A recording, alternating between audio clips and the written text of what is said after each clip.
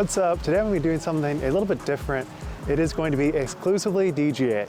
And the reason why I'm doing this is actually because I saw a post by one of the best forehand throwers, Andrew Marwede, about how a one finger grip can actually really improve your forehands. And I've been having a terrible time with my forehands. So I figured let's give it a go and see if it'll actually work decently for my skill set. And I'll be throwing entirely new plastic, so that'll make this very interesting. I'm just going to be throwing maybe 2 or 3 shots in every hole. And what was really great about these discs is that I got on Black Friday and they had 50% off every single disc, including Tour Series discs.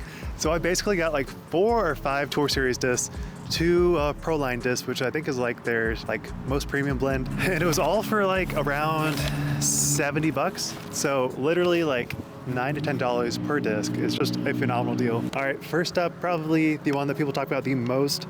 It is kind of an overstable approach disc, the Quake. I think I'll definitely be using this in place of a Zone. Next up is the Rift.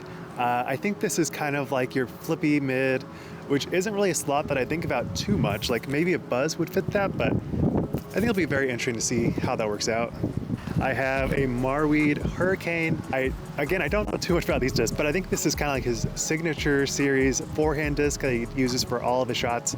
I believe it is a flip up forehand disc, so we'll see if that actually is true for me. And then probably the most crazy disc, an 11 speed with a -5 fade.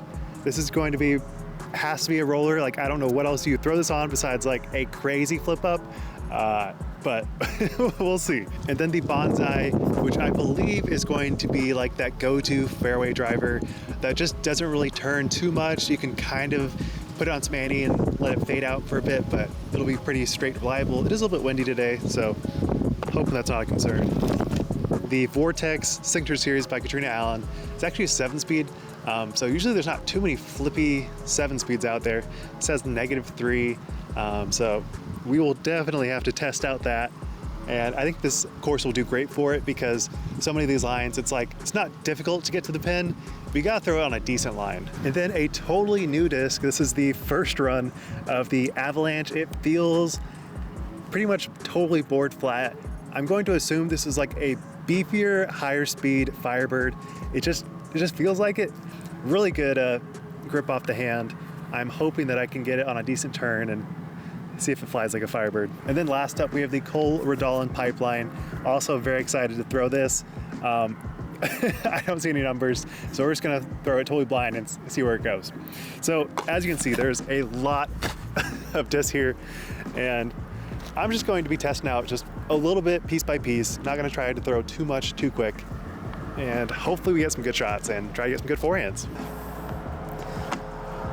I think we'll start with the Flippy Vortex. Oh wow. All right, let's try this Pipeline. Oh, nice turn. All right, so that wasn't anything spectacular on my end, but that carried very well. Okay, Bonsai next. Come back. We parked it. Pin's about, it says 279. I think it probably plays close to 300. All right, I'm gonna try out this Avalanche.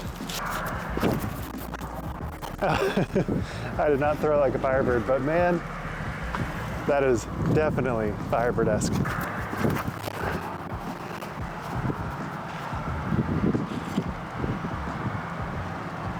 So that's close. Let's try the Vortex again. Oh, keep turning, keep turning. All right, so that was so bizarre. It took very little exertion. It was a 7-speed and it kept flipping. Usually it hyzers out, but man, that was kind of cool. Let's see how that works with the Tour Series Hurricane. It's hard to get your thumb on the fight plate with only one finger on the rim. Oh, no. We'll try the sail with a -5.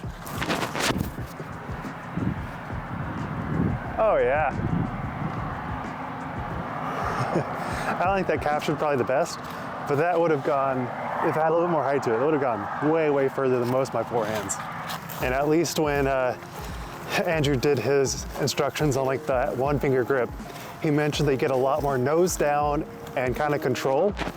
And I'm definitely feeling that. Like, I don't know if my nose down is working every time or the power is working every time, but I can definitely tell that the direction in which I'm trying to throw seems to be pretty dead on with where I'm hoping it to go. Is that like a resounding, I'm gonna be a master at forehands now? Probably not. You can definitely tell that my forehand still has a lot of work, but at least throwing in the right direction to me is like half the battle, because then I can focus on power after that point.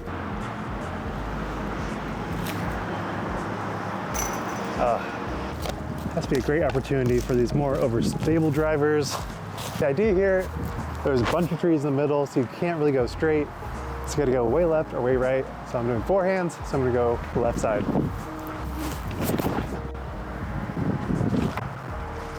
Throw the pipeline again, because it feels good. It feels like a good fairway.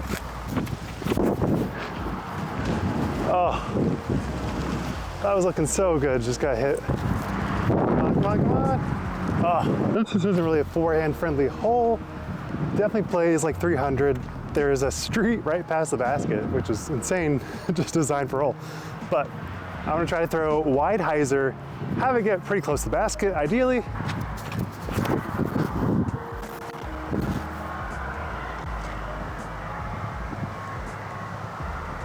I think I'm still a little bit short, but very flippy, which is interesting.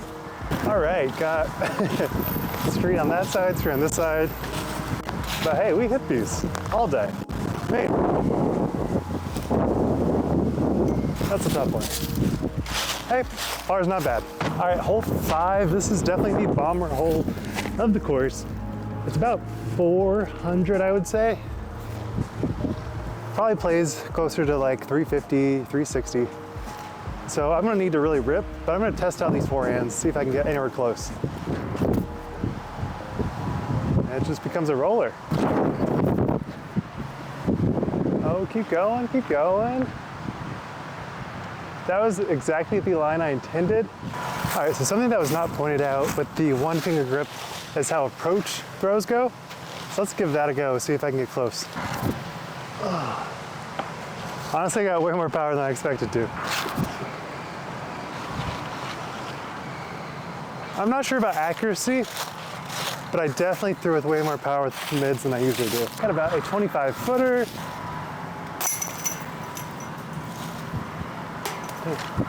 All right, 279. This is definitely be a hole I usually use backhands, but since we're doing a forehand challenge, I'm gonna give it a go. You have to get it way past the trees, which are basically blocking any middle route. So you gotta go way left or way right. So I'm doing a forehand, gotta go left.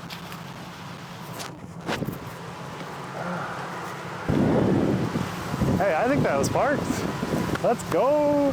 All right, so Cole's this is gonna be a lot more flippy. So I have to throw with basically totally hyzer.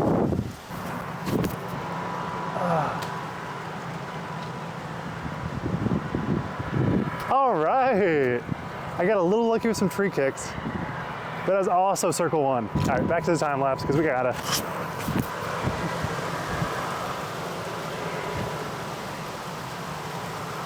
All right, I don't think you're gonna see much of that flight, but what went really well there was the like flatness of the flight, because I threw on a decent amount of anhyzer, and then it just glided and then came back, which is something that none of the other discs do.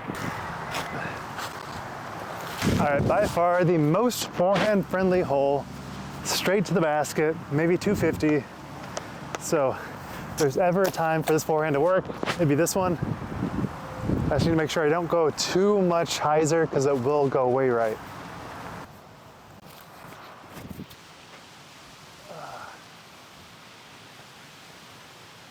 All right, that's circle 1, pretty good. Definitely more distance when you follow through.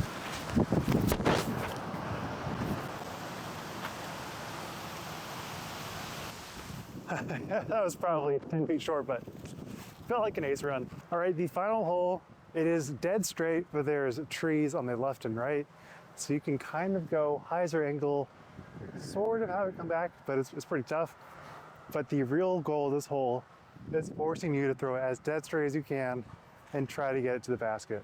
All right, so before you comment, I know my form is not great, but I'm working towards it. And I think this one finger grip, while it may not be totally revolutionary, it is an interesting challenge. And it was actually feeling pretty smooth towards the very end, but I think it definitely is worthwhile to at least try when you're having a casual round or in the field, just kind of experimenting. And you might notice it's a lot easier to get nose down and a little bit more power without too much effort. And especially with me being kind of a slump with my forehands, I will definitely be trying this more and more to see if I can actually get some amount of reliability with my forehands, because that is just not something I have at the moment and I really want to. So if you have any tips, be sure to comment down below. I would love to become a better forehand thrower, and I'm sure people have strong opinions about how to do it properly. Thank you so much for watching. Be sure to subscribe. Wild Runs, signing out. Peace.